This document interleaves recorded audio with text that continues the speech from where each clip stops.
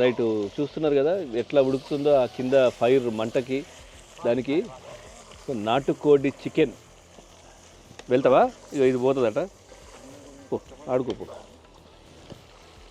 మొత్తం గ్రేవీ కూడా చాలా వచ్చింది కదా సార్. నేను ఆ నీళ్ళు ఎక్కువైపోతాయేమో అనుకున్నా, కానీ కరెక్ట్గా ఉంది గ్రేవీ. సో చిక్కగా ఉన్నది. చిక్కగా అంటే తెలుసు కదా, తెలుసు. మీ దాంట్లో ఏమంటారు చిక్కగా అంటే? చిక్కగా అంటే ఏరిల్లా ఏరిల్లా అంటారు చిక్కగా అంటే. ఇప్పుడు చికెన్ కూరని ఏమంటారు? చికెన్ అంటే అవును అంటారు. ఓకే, ఇంక ఉడకాలా? ఇవి వేద్దామా? వేద్దాం.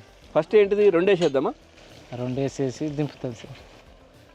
నిజంగా ఎక్కువ మసాలాలు లేవు. సింపుల్గా చాలా తక్కువ ఇంగ్రీడియంట్స్తో ఒక అద్భుతమైనటువంటి మనం చూస్తున్నాం నాటుకోడి చికెన్ కర్రీ.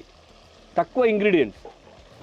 సో మనం అప్పట్లో అంటే ఇప్పుడు చాలా రకాల మసాలాలు అవి ఇవి వచ్చాయి, కానీ ఒకప్పుడు నిజంగా ఇళ్ళలో ఇట్లాంటి పెద్ద పెద్ద మసాలాలు కావచ్చు అవి ఇవి దంచేసి ఇవన్నీ వేసే సాంప్రదాయం ఉండేది కాదు. సింపుల్గా చేసేవాళ్ళు. ఆ విధంగా ఇప్పుడు మన జోగయ్య చేస్తున్నాడు. సో సింపుల్ ఇంగ్రీడియంట్స్ మొత్తం కలిపి ఒక 5-6 ఉంటాయి అంతే.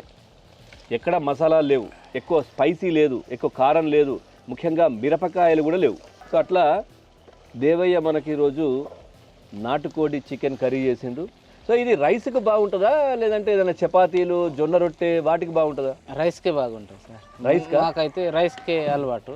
ఎవరు మీరు రైస్లో తింటారా? రైస్లోనే తింటాం. ఈ జొన్న రొట్టె వీటిలలో తినదా? తిన్నాను సార్, ఎప్పుడు తింటలేదు. తక్కువనా?